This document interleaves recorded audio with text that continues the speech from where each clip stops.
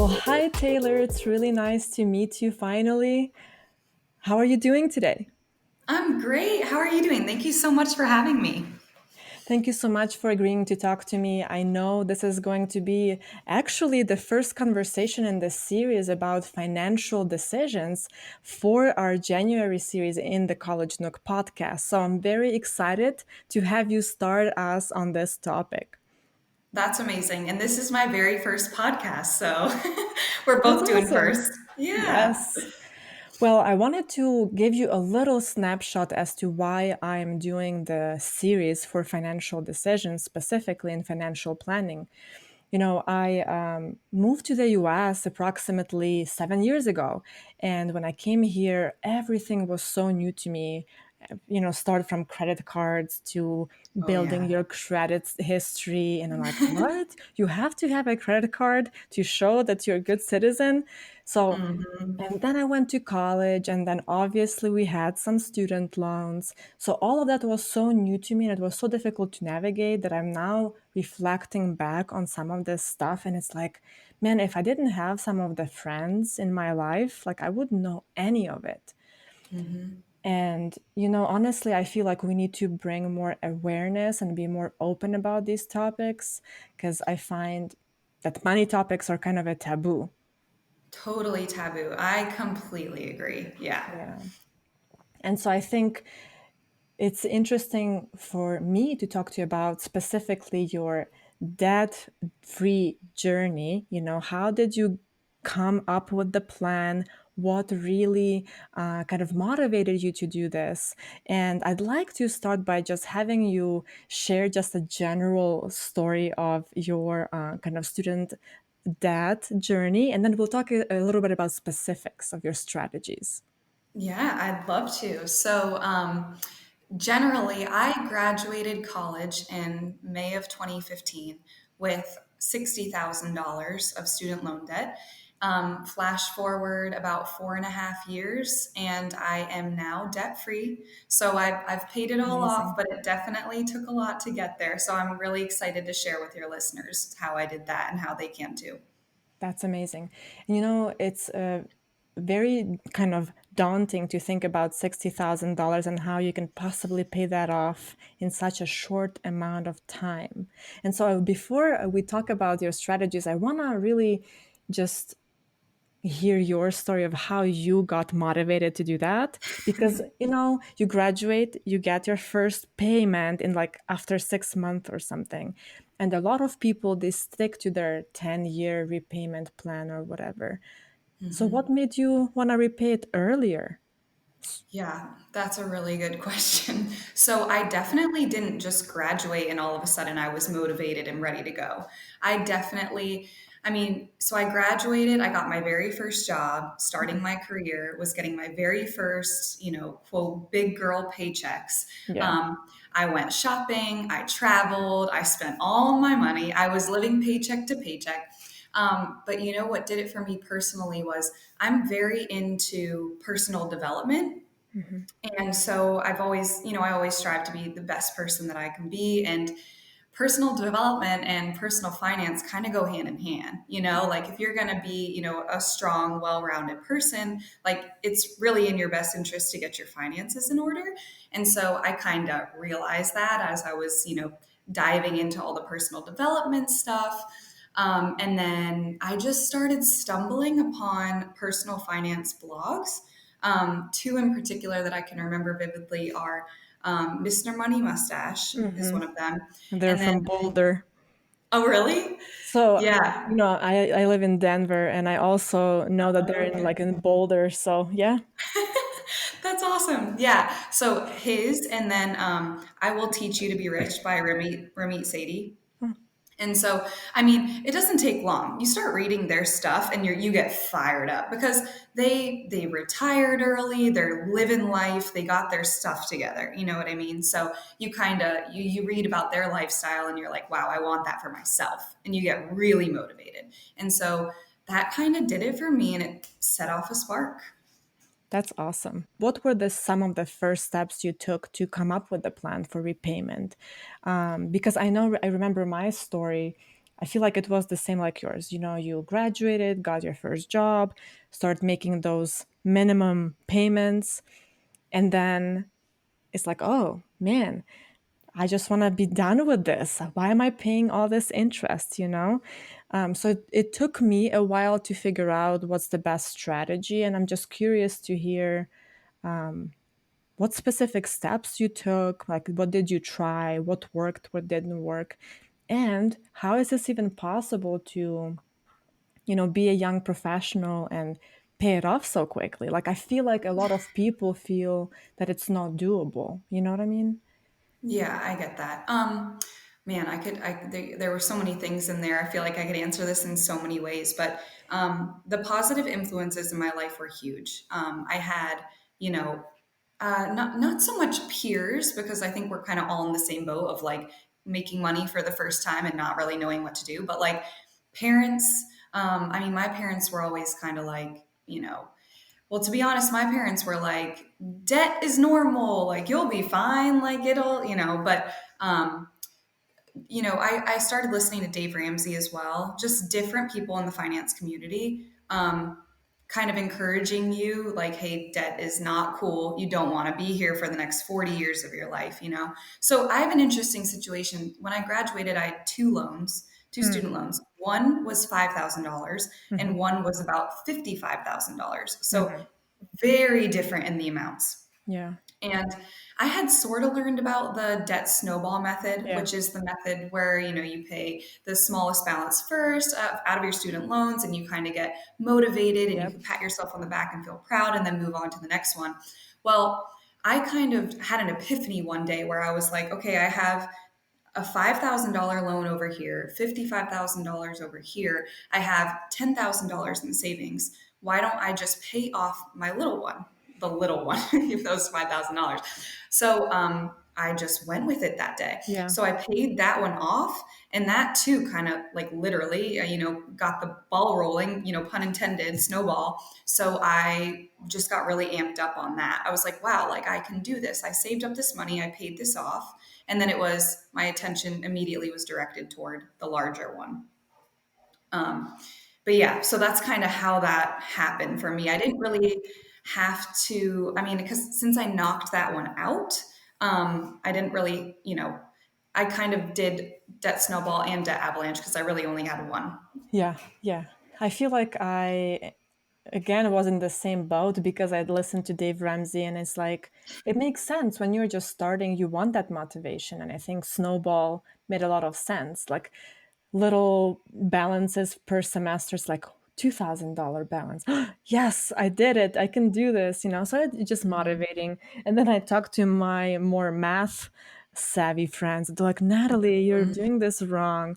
The high interest is what you need to do first. It's just, Yes. No, I mean, I think, when I talk to people nowadays, that's what I tell them. I'm like, you should really do the math because, 9 times out of 10, it's gonna be better to pay off the one with the higher interest first. yeah, Um, but yeah, my situation was kind of funny. So I just kind of like knocked that little one out, got the motivation, and then yeah, went for the bigger one. Yeah. totally. And did you do any side hustles to help you with this process? Oh my goodness. I have so many things Really? that I did. Oh my Lord. Yes. So, babysitting, the standard babysitting, pet sitting. I used coupons whenever I could. I wrote blog posts for a small company. I did administrative work for a small company. Hmm. I worked part time scooping ice cream for a year. So I had my full time job as a data analyst. And then after work and on the weekends, I would go scoop ice cream. I mean, I could go on for Wow. days, I feel Wow. like. Literally anything I could do to increase my income and decrease my expenses, I did. So, like, in terms of decreasing my expenses, I negotiated all of my bills, wherever I could. So, my internet, I cut cable entirely, negotiated my car insurance. Like, I just Yeah. tried to get my expenses down really low. Yeah. Yeah. Another thing I notice with folks is that sometimes it's really nice to do that analysis of needs and wants. So I did that for, I think, 2 months to see, okay, all the purchases that I have made, was this really a need? or a want.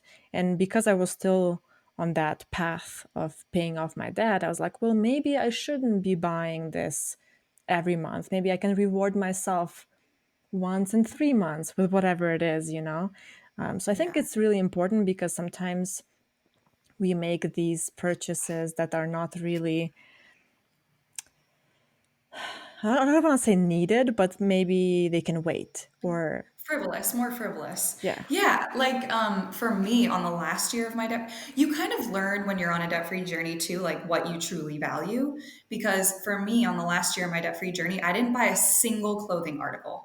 Like nothing. I think I bought one pair of black flats for work because the ones that I did have had holes in the bottom. By the time I was like, all right, fine, I'll spend money on shoes, you yeah, know? So like I totally get that, you know, needs versus wants. Like what and then it comes down to like, you know, what is it that you really want? You know, do you want, you know, the new clothes and, you know, for the cute Instagram pictures in the moment, you know, that kind of thing? Or do you want to make a $200 debt payment, get you closer to debt freedom? You know, totally. it's really in terms of what matters most to you in the moment. Yeah.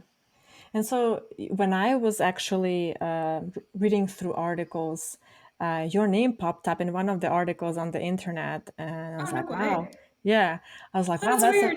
that's a really fascinating story." That's actually how I connected with you. I was like, "My gosh, Taylor's story is really awesome." Wow, thank Yeah, you. That's and so cool. I didn't know that. your story was highlighted in one of the articles that I read online, and that's how come I reached out to you. I was like, "Hey, come on, talk to my listeners and share your story because I think more people need to hear this." And one of the kind of things that I wanted to ask you about is your Imperfect Finance blog, and then Yeah. how it evolved and why, and what's the mission of it now. Oh, yeah. Okay. So I actually, when I was like midway through my debt free journey, I actually first created a blog called Debt Free Determined. And it was just something where, you know, I would throw up a blog post like once a week, you know, and I did that for a couple months. And it wasn't until like 6 months or so later that I realized, you know what, I think Instagram could be a really cool, like creative outlet. I didn't know if anybody like personal finance related was on Instagram. I didn't even know if that was a thing, but I was like, I'm just going to create an account and like see where it goes. And so in May of 2019, I created Imperfect Finance. And it's really turned into something pretty special because I've gotten to share my story with so many people. And not only that, but these people have inspired me like crazy. I mean, I think this is a really important thing for your listeners to know. If they're looking for inspiration and or maybe their friends don't have student loans and they kind of feel like they're on an island or they don't have someone that they can talk to Mhm. about their student loans and their debt payoff, go on Instagram and check out the personal finance community. You can look up the hashtag debt free community. There are literally thousands of people just like you doing what you're doing or that have already done what you're trying to do. And it's like the greatest source of motivation. So yeah, I used Imperfect Finance to literally just hold myself accountable and stay motivated and stay inspired. Nice. And it's just become so much fun for me. And now it is a place where I still talk about paying off debt, but it's more so about wealth building. So that's the direction I'm taking it right now. That's awesome. Yeah. Yeah, I feel like I myself try to learn as much as I can about finances. Obviously, it's still a journey for me. me too. But I definitely recommend folks to go check out your page because I feel like you're sharing so much valuable information. Like yesterday, I learned a thing or two about HSA. Oh So yeah, I'm yeah. starting that next year. Um, That's awesome. yeah, and honestly, you get a job, you receive this packet of paperwork that they're trying to have you sign up for things, and it's really scary. I don't understand all of it. And so a lot of this financial stuff is really like hidden knowledge. You really need to either be brave and go educate yourself as much as you can. But sometimes folks just don't even have the time or access to all this information. It's out there, but sometimes I don't even know how to ask that question on Google. You know what I Oh, mean? for sure, for sure. Yeah, it's so intimidating, I think. Like, I mean, even for me, I think it had it not been for my parents who told me, hey, at least do the 401k match that your Yeah. company offers, there's no way I ever would have done that. If someone was like, I mean, if it wasn't for my parents, I'd be like, you want me to not have some of my paycheck? Like, no, I'm gonna have my whole paycheck. I'm not, you know what I mean? So that was like that's like to your point about how like if you don't really venture out on your own terms, it's very easy to be motivated and not Yeah. really know what to do. And so I totally get that. I mean, I just learned about Roth IRAs like Yeah. maybe a year and a half Yeah. ago. HSAs are so new to me. I feel like I've learned so much about HSAs in like the last 3 months, but I'm 27. I graduated college 6 years ago. So it's taken me a while, and I think this is pretty, I would even say that I'm lucky. I feel like I kind of figured it out and I stumbled on the right path, but I think for a vast majority of people, that really isn't the case. So Yeah. Totally. And when I think about these topics, first, let me ask you this actually.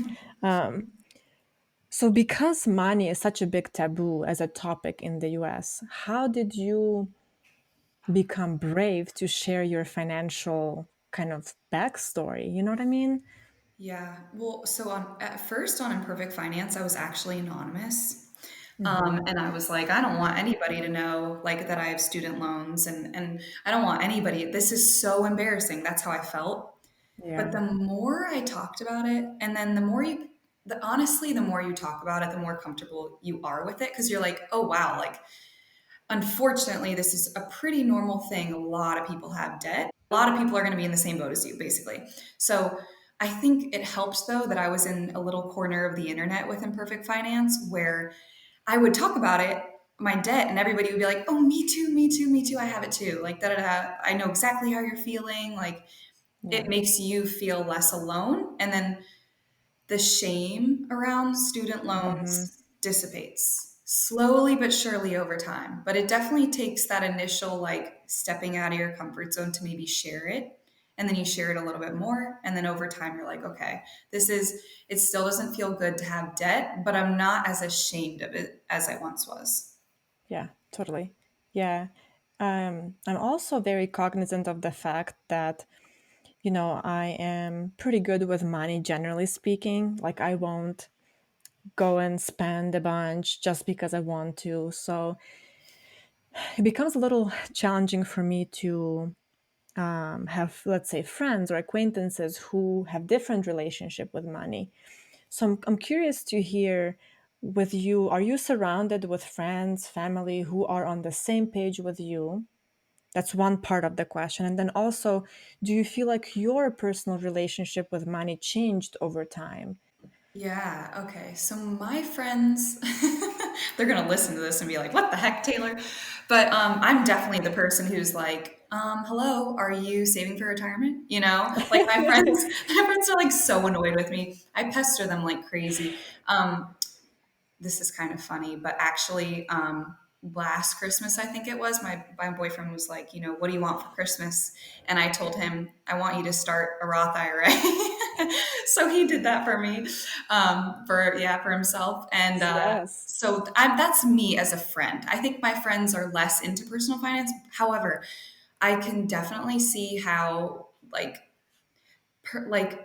everybody's money situation impacts them differently, but I think on a whole, money can be incredibly emotional and incredibly stressful. So my friends are very much, they want to get it together. They don't want to have to worry about it and stress about it. And they don't come to me that often about money questions, but they do know that I will definitely help them if they need Yeah. it. But yeah.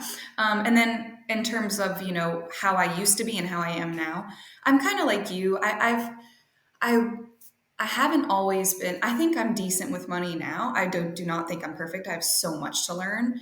And I definitely have my moments where I spend more than I should. But I think at the beginning when I graduated college, I was never the kind of person to rack up a lot of credit card debt.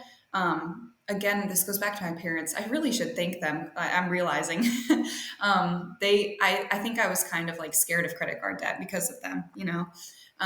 Not that they had like bad experience with credit card debt, but just because they were like, this isn't really your money. Like this, it's kind of an illusion. You think you have it, but you don't really. You got to pay it back, and then there's interest. So I was always very like, ooh, that kind of freaks me Yeah. out. Hmm. But I was living paycheck to paycheck and spending money like crazy. And my debt free journey has taught me so much. Like, I always tell the story of like when I graduated college, I wanted a Range Rover. I just wanted a Range Rover, a brand new car. I had this 2006 Toyota Camry that I would drive around campus wishing I had a cooler car to drive around in. And then the real world hits you and you start paying bills and you're like, oh my God, oh my goodness, how lucky am I not to have a car payment? So I've definitely come a long way, I think. Yeah, absolutely. And I think of some cases, in my case, I feel like sometimes I need to be a little better about spending, meaning, Natalie, look, if you feel like this purchase will increase the value of your life by much, then maybe it's worth it. So I think, I don't know where I got this from. Definitely it was a video or an article that I read, but I was like, no, no, no, no, always no to myself in terms of purchases, which is Mhm. not healthy either, right? And so Right. I came to terms that, hey, if I miss Ukrainian espresso and I need to have good coffee in my household, I'm going to go ahead and buy a $700 espresso machine. But Okay. it's so worth it because my daily life is just so much, like, I don't know, greater, I want to say. So I think Yeah. when I think about my relationship with money, I think that it's improving a little bit in terms of me being able to spend sometimes when this purchase passes the test of increasing the value of my life. I think that's so important. And I don't know if you've experienced this too, but on my money journey, I've become much more of a minimalist. Hmm. I don't really talk about this much, but it's funny because before my debt free journey, I always had my hair done. I always had my nails done. I always had the trendiest outfits, the newest makeup. Like I had it all.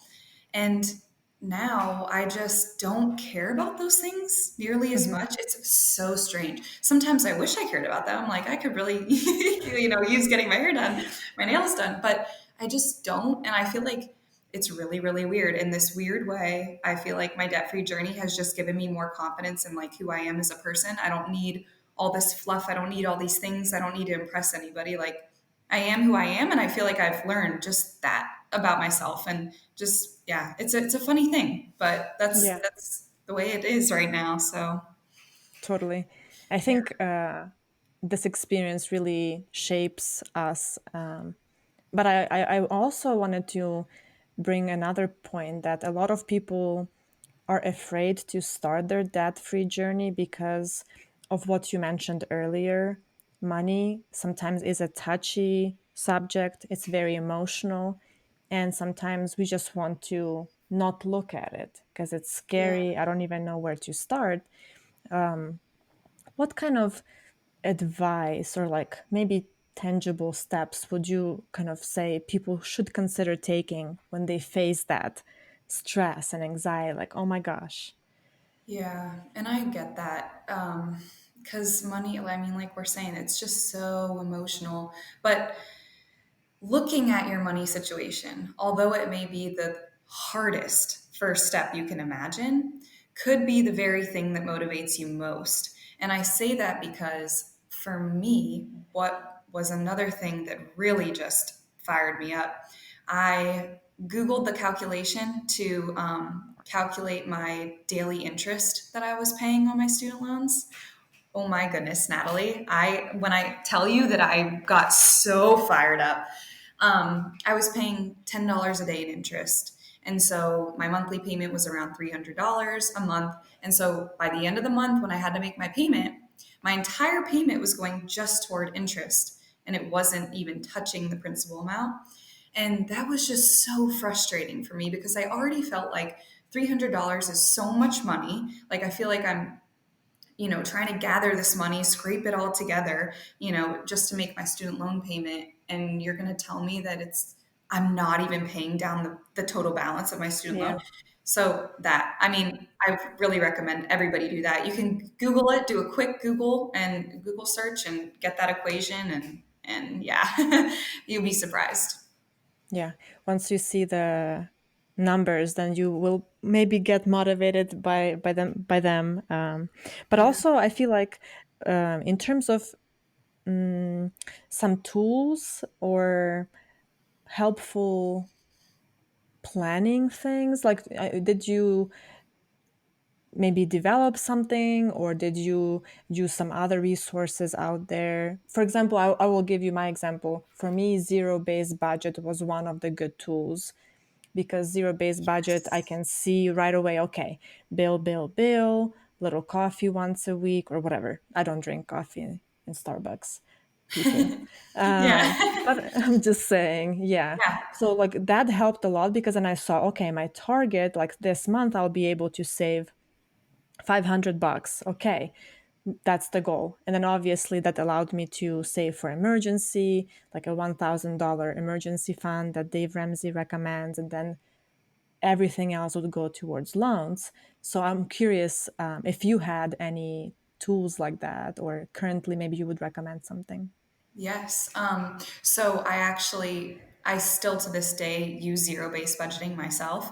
And I remember when I kind of was reading the Mr. Money Mustache blog, and, they would talk about budgeting, and I would be like, that literally sounds terrible. And it sounds so lame. I'm not interested. I don't want to do it. And I kind of like, the more I read the blogs, I was like, all right, fine. Like, I'll try it. Zero based budgeting literally changed my life. Like, I know that sounds dramatic probably, but like, you tell every single one of your dollars that come in where to go, and you have that peace of mind.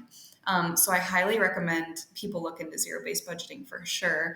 I actually also did the Dave Ramsey $1,000 emergency fund. However, I think I got really lucky that nothing like catastrophic or serious happened to me, financially during the time that I was on my debt free journey, because if it had, I would have been in huge trouble. So I actually recommend that, if you're single, no kids kind of thing, I think about $2,000 to $3,000 at least for an emergency fund, I feel like is a little bit more stable just in case you run I into any agree. trouble. Yeah. But what I also did was, using that daily interest calculation. What I did for myself, which I think was really helpful, was I picked an arbitrary date in the future that I wanted to be debt free. And at that time, it was like July 2021, I think, which is so funny because that's not even here yet. Um, and I was able to like make a plan of like, okay, if I pay this much a month, with interest involved and all these things, I can be debt free by July 2021. And I had like the full thing laid out. And I've been thinking about actually making that like for my followers to have, because I think Mhm. it's so, so helpful.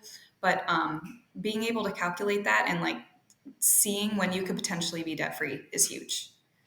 Oh, yeah, I agree with that. I remember I took a couple of weeks off of work just for vacation, and I was like, oh, I'm kind of bored. Let's look at my finances. And I took an Excel spreadsheet, put all of my balances on there, and started thinking, okay, if I can break it down into, hypothetical numbers, when would I be done? And so it was so exciting to see. My case is slightly different because there are two of us, my husband and I. And just so you know, he has undergraduate and graduate student debt. And so I am done with mine, have been, and like, yes, but we're still working on his, and it's okay, right? But we do have an end date in mind, and like, yes, this is when we will be done. And it's very exciting to share. And I will say it out loud. I haven't said this like publicly, but I want for us to be debt free by 35, which is close. We're almost there. 1 year and a half, it's like 1 year and a half, and then boom, you're done.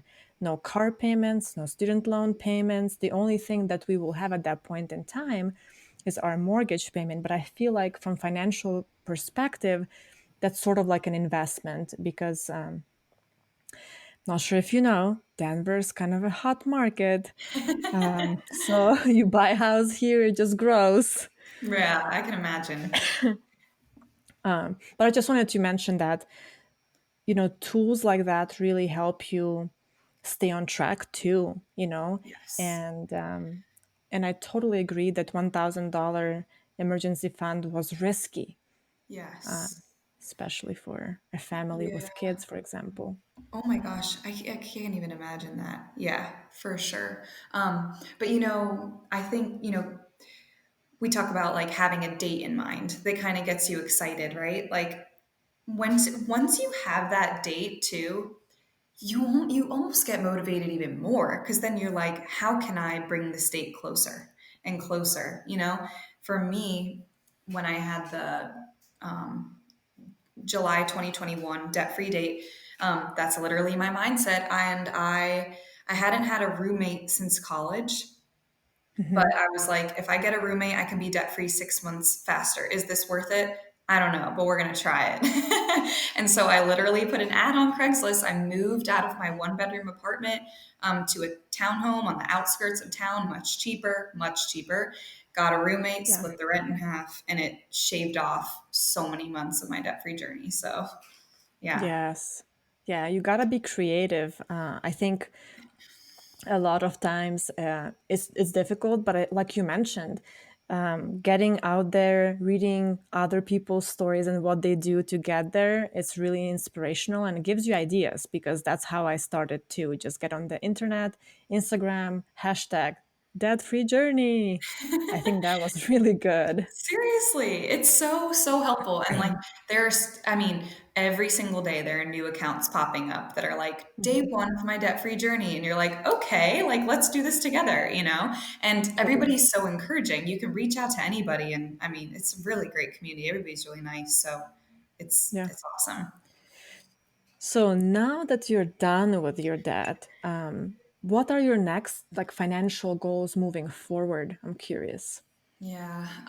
Well, I think about this You're all the like, okay, now you're gonna go travel the world. I know, I know. So, currently I'm trying to max out my HSA. So I think that's like 3550 is the max out amount for the 2020 year. And then I will try to hit a net worth of 100K. I think that's my biggest thing. Yeah, I'm a little over halfway there now. So we'll nice. see how that goes. That's awesome. With your Roth IRA account, are you maxing that out every year, or what's your approach to that? Or you're Yeah, like that's trying to do a little bit here and there? Yeah, that's a really good question. So I feel like this year, because I became debt free, I've been kind of like, um, I haven't really known what I'm doing. To be completely honest with you, I'm just kind of like feeling my way through. But Yes. next year, I'm going to try to max out my HSA, my Roth IRA, and my 401k. Hmm. But I'm having a little internal struggle recently because I'm not sure that I'll be able to do that and save cash for my other things that I'd like to save for. Yeah. My dad turns 60 next year, and I've always said for like the last 10 years, I swear, that I'm going to take him to Italy because his grandmother was born in Verona and he's never been to Europe. And so that's been such a huge thing for Wow. me. And I want to be Yeah. able to like do that with him.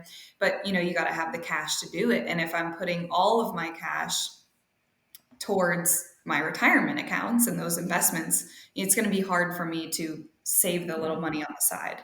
So Yeah. Yeah.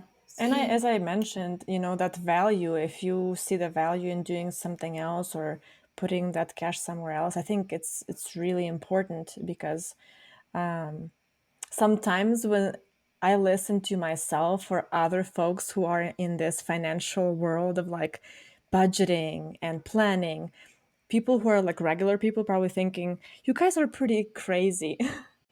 what's funny is that and I feel so silly talking about this, but I feel like it needs to be talked about because it's important. So I'm a young woman. That's no secret. Things that I feel like hopefully, fingers crossed, come up in my life one day are things like buying a house, a wedding, maybe even a baby, if I'm so lucky. So these are things that I think about too, and I even think about a car because, like I said, I have a 2006 Toyota Camry. That's not going to last forever. I mean, geez Louise is 14 years old. So Hmm.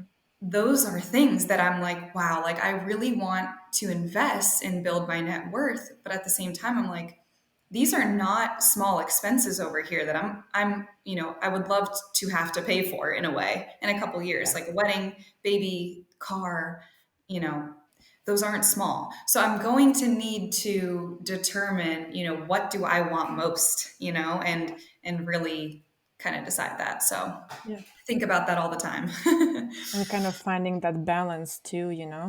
Yeah, it's hard. I Yeah. don't know if there are really any resources that are like, this is how you do it, because we're all so unique, We Yeah.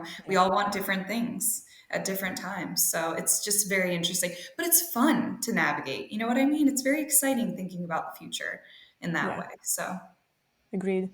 Um, but again, I will say that it doesn't mean you can't live in the present moment and enjoy a little trip to Italy if you save for that so you don't have to be in debt. Please don't travel on credit cards and things like that. right. Um, Yeah. I yeah, I actually wanted. traveled. Sorry, I was just going to say I actually traveled while I was in debt, which probably wasn't the smartest thing in the world, but I'm still glad I did because, you gotta like live a little. That you gotta have Yes. some balance, At least I think so. I mean, I managed to pay off the debt and still travel anyway, so it all worked out. But, Yeah. you know, Yes. And in my case, like my parents still live in Ukraine. So for me to go back is important. So I can't just not go. yeah. Um, so yeah, those are the expenses that I definitely try to have like sinking fund for that I kind of put in every time. Is this also Dave Ramsey's thing? I Sinking don't know. fund? Is it? I don't know, but I've got those too. Yes. Yeah. Yeah, I have a So sinking fund for my puppy, and then a sinking fund for bogey. like, yeah, bogey.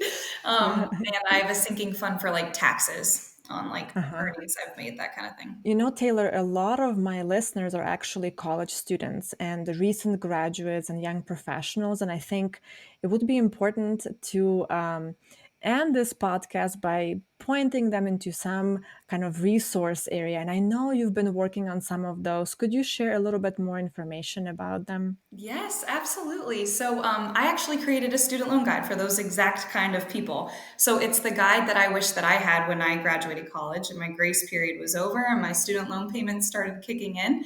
So, yeah, if people are beginners and they feel like they really need help and direction when it comes to their student loans, I definitely encourage them to check out my student loan guide because I think it's going to be very, very helpful for them. That's awesome. And where can they find it?